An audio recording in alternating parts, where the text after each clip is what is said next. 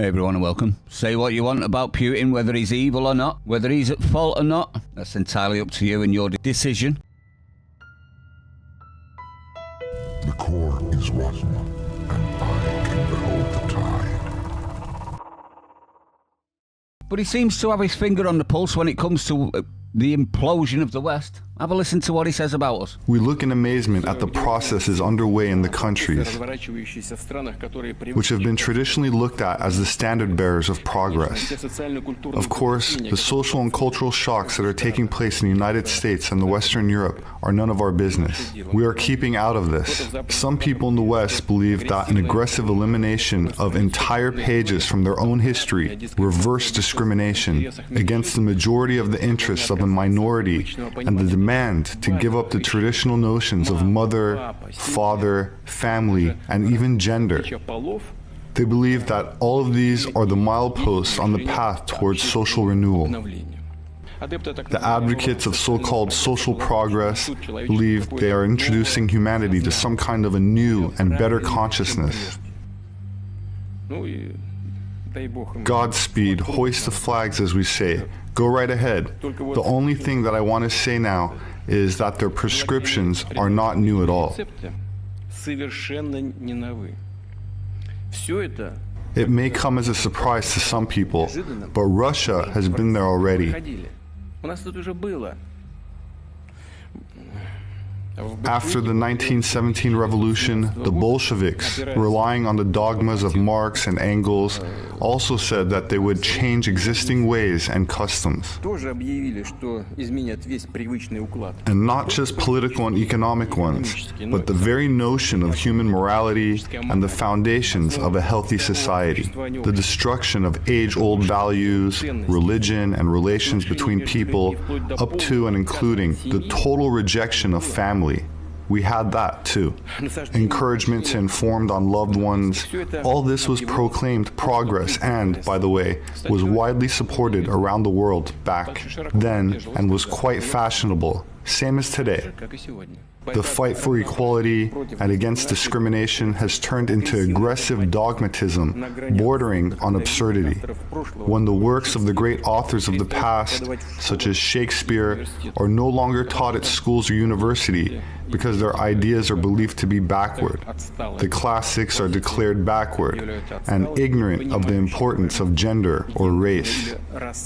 In Hollywood, memos are distributed about the proper storytelling and how many characters of what color or gender should be in a movie. This is even worse in the agitprop department of the Central Committee of the Communist Party of the Soviet Union. Countering acts of racism is a necessary and noble cause, but the new cancel culture has turned it into reverse discrimination, that is, reverse racism.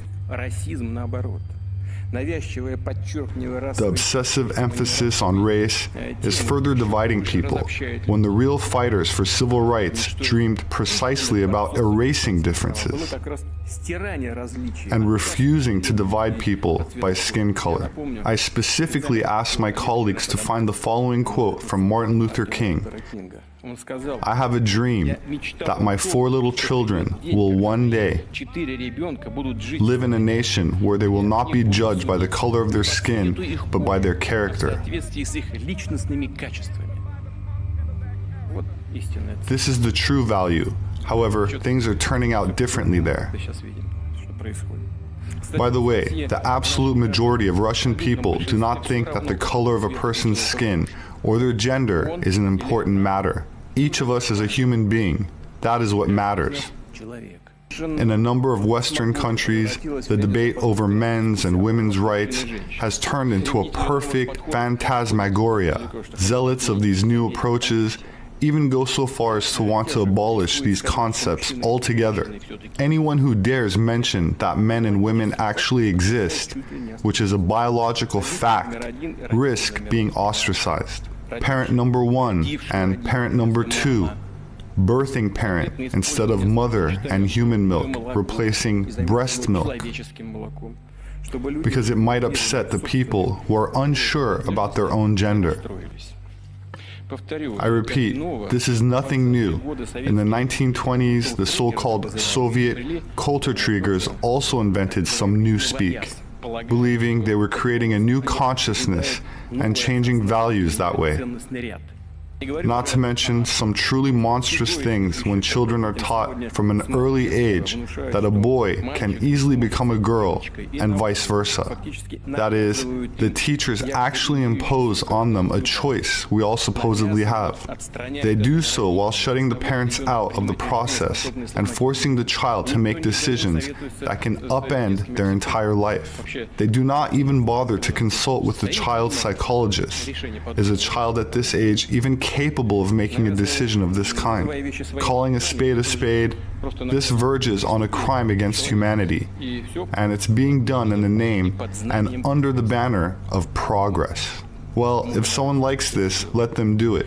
I've already mentioned that in shaping our approaches, we will be guided by a healthy conservatism. Now, before I actually get into this, obviously, for YouTube reasons, I have to completely disavow everything he said. It's complete rubbish and a conspiracy theory. And obviously, I believe Putin is a madman. Russia is the bogeyman. It's guilty for everything. And NATO didn't do nothing. All right?